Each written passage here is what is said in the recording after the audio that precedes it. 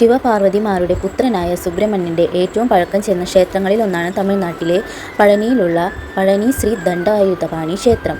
അവിടേക്ക് പോകാനാണ് നമ്മൾ കുഞ്ഞിന് മാല കൊടുക്കുന്നത്. പിന്നെ ഇതിൻ്റെ ശരിയായ പേര് പഴനി സുബ്രഹ്മണ്യ ക്ഷേത്രം എന്നാണ്. പഴനിയുടെ ജില്ല എന്നത് ഡിഡിഗൽ എന്ന ജില്ലയാണ്. അറിവിൻ്റെ പഴമെന്ന് അർത്ഥമുള്ള ജ്ഞാനപ്പഴത്തിൽ നിന്നാണ് പഴനി എന്ന വാക്ക് രൂപം കൊണ്ടിട്ടുള്ളത്. ഇനി നമുക്ക് നമ്മുടെ യാത്രാവിശേഷങ്ങളിലേക്ക് പോകാം. ഞങ്ങളുടെ സ്ഥലം കൊടുങ്ങല്ലൂരാണ്. അവിടെ നിന്ന് നേരിട്ട് ഡയറക്റ്റ് തൃശ്ശൂർക്ക് പോയിട്ട് ഡയറക്റ്റ് പഴനിക്ക് KSRTC ബസ് കിട്ടി. ഞങ്ങൾ ബുക്കൊന്നും ചെയ്തിട്ടുണ്ടായിരുന്നില്ല. ബുക്ക് ചെയ്ത് കുറേ പേരുണ്ടായി. ഞങ്ങൾക്ക് 6 സീറ്റ് ബസ്സിലുണ്ടായിരുന്നത് കാരണം ഞങ്ങൾക്ക് കിട്ടിയതാണ്. പോകുന്നവർ എന്തായാലും KSRTC ബുക്ക് ചെയ്തിട്ട് തന്നെ പോവുക. കാരണം സീറ്റ് ഒഴിവ് ഉണ്ടാവില്ല. കാരണം സീസൺ എത്തുമ്പോൾ ഒട്ടും ഉണ്ടാവില്ല. കാരണം പഴനി വരെ നിന്ന് പോകേണ്ടി വരും. അല്ലെങ്കിൽ പൊള്ളാച്ചിന്ന് അവിടെ ചെന്ന് ഇറങ്ങിയിട്ട് പഴനിക്കായാലും പോയാൽ മതി. ഞങ്ങൾക്ക് അങ്ങോട്ട് നേരിട്ട് ബസ് ഉണ്ടായിരുന്നു. പക്ഷേ തിരിച്ചിങ്ങോട്ട് വന്നപ്പോൾ പഴനിയിൽ നിന്ന് പൊള്ളാച്ചിക്ക്, പൊള്ളാച്ചിയിൽ നിന്ന് പാലക്കാട് നിന്ന് തൃശ്ശൂരിൽ നിന്ന് കൊടുങ്ങല്ലൂർക്ക്, അങ്ങനെ ഞങ്ങൾക്ക് ബസ് കിട്ടിയത്. അങ്ങനെ ഇത്രയും ബസ് മാറി കയറിയിട്ട് ഞങ്ങൾ ഇങ്ങോട്ട് എത്തിയത്.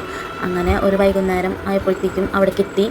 റൂമൊക്കെ എടുത്തു, കുളിച്ചു, കിടന്നു, തലമുട്ടയടിക്കുന്നത് ബാലമുരുകൻ്റെ സാദൃശ്യം തോന്നാൻ വേണ്ടിയെന്നാണ് നമ്മൾ മലയാളികളുടെയും തമിഴ് സ്വദേശികളുടെ ഒരു വിശ്വാസം.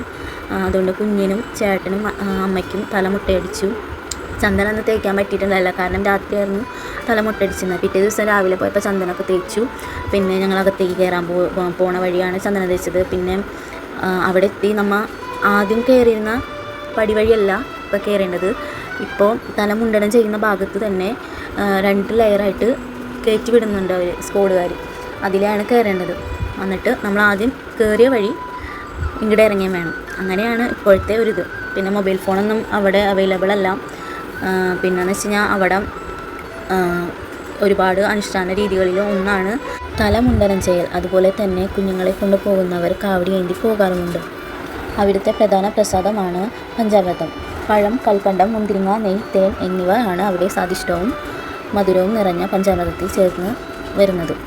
ഇനി അവിടുത്തെ ഭക്ഷണ രീതികളെക്കുറിച്ച് പറയാം. അവിടെ അമ്പലത്തിൽ തന്നെ അവിടെ പ്രസാദൂട്ട് നടക്കുന്നുണ്ട്. അന്നദാനം ഉണ്ടായിരുന്നു. പക്ഷേ ഞങ്ങൾ കഴിച്ചിട്ടുണ്ടായിരുന്നില്ല. കാരണം ഞങ്ങൾ രണ്ട് വേറെ ടീമായിട്ടാണ് പോയിരുന്നത്. തലമുണ്ടനം ചെയ്ത ആൾക്കാർക്ക് 3 പേർക്ക് ഫ്രീ പാസ് ഉണ്ടായിരുന്നു. അതും 100 രൂപ വഴി. മറ്റുള്ളവർ സൗജന്യമായി പോകുന്ന ക്യൂയിലൂടെയാണ് പോയിരുന്നത്. അതുകൊണ്ട് ഞങ്ങൾക്ക് അതിലൊന്നും കയറാൻ പറ്റുന്നില്ല. പിന്നെ ഞങ്ങൾ ഹോട്ടലിലാണ് പോയിരുന്നത്. അവിടുത്തെ ബെസ്റ്റ് ഹോട്ടൽ എന്ന് വെച്ച് കഴിഞ്ഞാൽ ശരവണ ഭവ എന്നാണ് ഞാൻ പറയുക. കാരണം അത്രയും നല്ല ടേസ്റ്റി ഫുഡായിരുന്നു അവിടെ. നല്ല വെർത്തായിരുന്നു. ഇതൊക്കെയാണ് ഞങ്ങൾക്ക് നിങ്ങളോട് പറഞ്ഞു തരാനുള്ളത്. ഇതോടുകൂടി കഴിഞ്ഞു.